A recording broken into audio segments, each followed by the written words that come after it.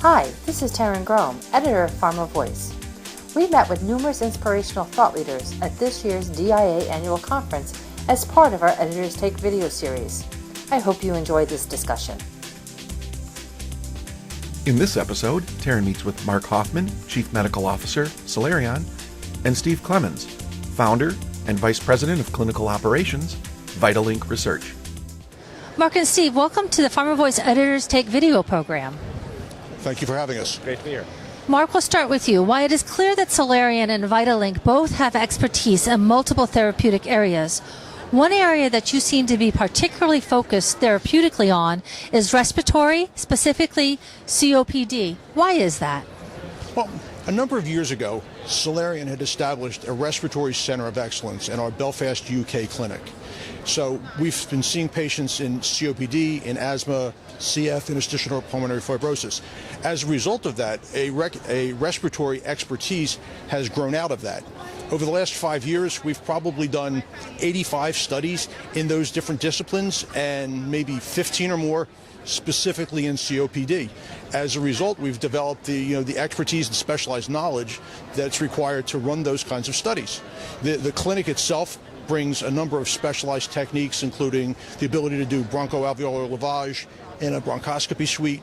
We have, obviously we have spirometry, we have body plasmography, but also integral to being able to develop this is having established partnerships with experts such as VitalLink.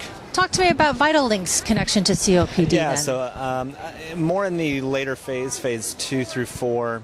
VitalLink was founded with 2 pulmonologists, and we grew to 12 locations in respiratory from the interstate of I-85 in Atlanta down to up to Charlotte.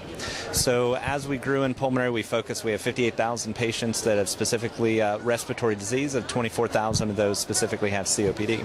And the same equipment that Mark mentioned with Celerion, we have most of those capabilities for later phase trials within our locations. That's wonderful. Obviously, this is a therapeutic area of great interest and great need. We have heard that this chronic disease affects more than 3 million people in the United States each year and is currently the 3rd leading cause of death worldwide. As such, many biotechs are now focusing on this area. How can you specifically assist them with their drug development programs? It's an interesting question because the vast majority of our clientele are biotechs, and with an early phase expertise, one of the things that we do particularly well is go from single ascending dose and multiple ascending dose and out of the healthy volunteer space directly into patients. Being able to do that and move that transition seamlessly has become critical for getting to go, no-go decisions faster and smarter. And in doing so, we actually are able to either eliminate or in many cases mitigate that white space in between the phases. That's great. Yeah, and so VitalLink kind of picks up from that no-go decision or a go decision in our case, to where as they step into phase 2A, phase 2B, phase 3, and then ultimately phase 4, that's really where we cut our teeth and where we spend most of our time. So our vast clinics and our geographic density helps us to keep monitoring easy, to keep the patients simple to where we get to their house, and it keeps the experts where they are.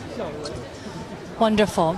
Steve, how does working with a site network help sponsors and CROs? Yeah, thanks, Taryn. I think the biggest point of this is to make it easy to work with us. So as sponsors and CROs have to navigate through a whirlwind of different vendors and different sites and different companies, they get to work with us as a single point of contact. So the biggest advantage of that and the value proposition is being able to speed up time to start up the studies. So for an example, the average startup time is from hearing about a study to actual enrollment's 90 days in the industry, and we can do it in under 30.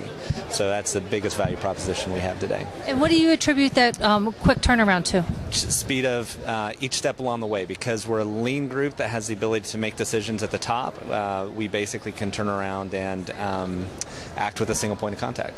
Fantastic. And then, Mark, finally, what type of biomarkers do you need to support this area of research? What are you all looking at now? It's an interesting question because it really depends on the mechanism of action. Now, We actually have a world-class bioanalytical suite. We have two for large and small molecule, both here in the U.S. and in Europe. But it really depends on the mechanism of action, whether it be proteomic, genomic, or even just cellular. We have the ability to work on any of those.